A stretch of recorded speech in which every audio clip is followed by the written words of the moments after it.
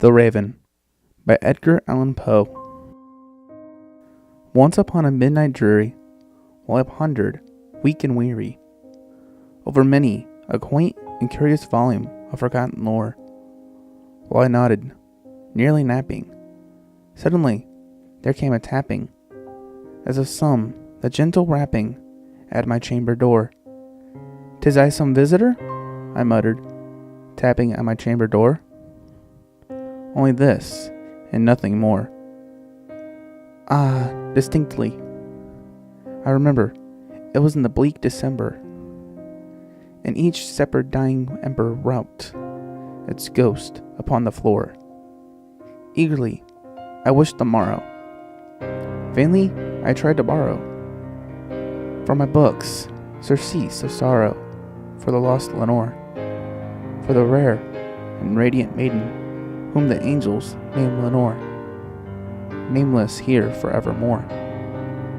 And the silken set uncertain rustling each purple curtain thrilled me, filled me with fantastic terrors never felt before, so that now, to still the beating of my heart, I stood repeating, "'Tis some late visitor entreating entrance at my chamber door. This it is, and nothing more." Presently, my soul grew stronger, hesitating, then no longer. "Sir," said I, "or madam, truly, your forgiveness I implore, but the fact is I was napping, and so gently you came rapping, and so faintly you came tapping at my chamber door, that I scarce was sure I heard you. Here I opened wide the door. Darkness there, and nothing more." Deep into the darkness, peering, long, I stood there wondering, fearing, doubting, dreaming, dreams no mortal ever dared to dream before. But the silence was unbroken, and the darkness gave no token, and the only word there spoken was the whispered word, "Lenore." This I whispered, and an echo murmured back the word Lenore. Merely this, and nothing more. Then, into the chamber turning, all my soul within me burning, soon I heard again a tapping, somewhat louder than before. "Surely," said I, "surely that is something on my window lattice. Let me see, then, what threat is, and this mystery explore. Let my heart be still a moment, and this mystery explore. 'Tis the wind, and nothing more." Open here, I flung the shutter, when, with many a flirt and flutter, and there stepped the stately raven of the stately days of yore. Not the least obeisance made he, not an instant stopped or stayed he, but with mane of lord or lady perched above my chamber door. Perched upon a bust, a palace just above my chamber door, perched and sat, and nothing more.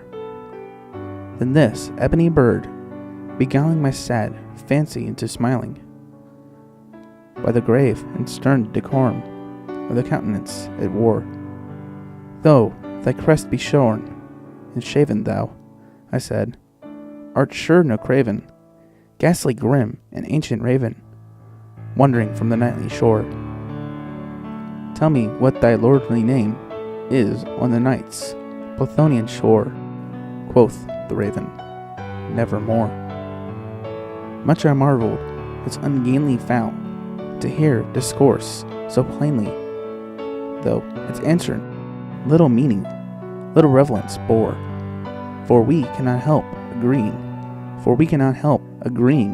that no sublunary being ever yet was blessed with singing bird above his chamber door, bird or beast upon the sculptured bust above his chamber door, with such name as Nevermore. But the raven, sitting lonely on the placid bust, spoke only that one word, as if his soul in that one word he did outpour. Nothing farther than he uttered, not a feather than he fluttered, till it scarcely more than muttered, "Other friends have flown before. On the morrow he will leave me, as my hopes have flown before." Quoth the raven, "Nevermore." Wondering at the stillness, broken by reply, so aptly spoken. Doubtless, said I, what it utters is its only stock and store, caught from some unhappy master, whom unmerciful disaster followed fast and followed faster. So, when hope he would adjure, stern despair returned. Instead of the sweet hope he dared adjure, that said answer, nevermore. But the raven, still beguiling all my sad soul into smiling, straight I wheeled a cushioned seat in front of bird, and bust and door. Then, upon the velvet sinking, I betook myself to linking fancy unto fancy, thinking what this ominous bird of yore, what this grim, ungainly, ghastly, gaunt, and ominous bird of yore meant in croaking, nevermore. This I sat engaged, and guessing, but no syllable expressing, to the fowl, whose fiery eyes now burned into my bosom's core.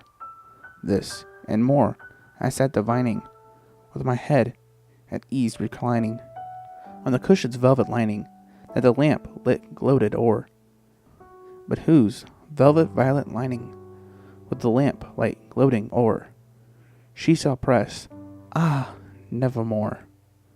Then, methought, the air grew denser, perfumed from an unseen censer, swung by angels, whose faint footfalls tinkled on the tufted floor.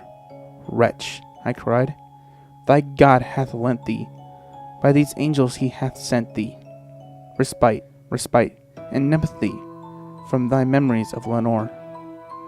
Let me quaff this kind nepenthe, and forget these lost Lenore. Quoth the raven, nevermore.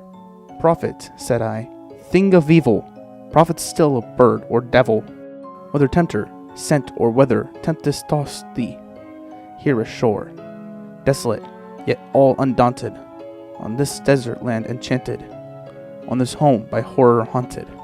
Tell me truly, I implore, is there balm in Gilead? Tell me, I implore. Quoth the raven, nevermore.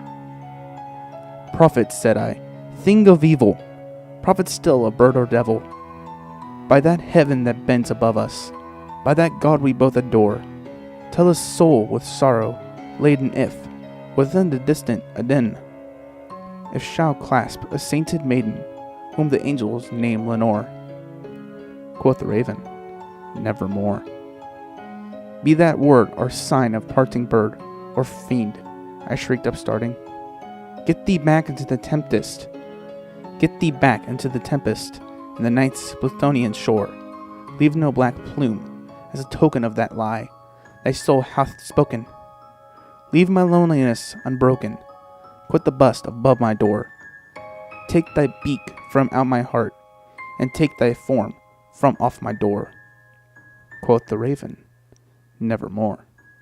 And the raven, never flitting, still is sitting, on the pallid bust of Pallas, just above my chamber door. And its eyes have all the seeming of a demon that is dreaming, and the lamp light o'er him streaming throws a shadow on the floor, and my soul from out the shadow that lies floating on the floor shall be lifted nevermore.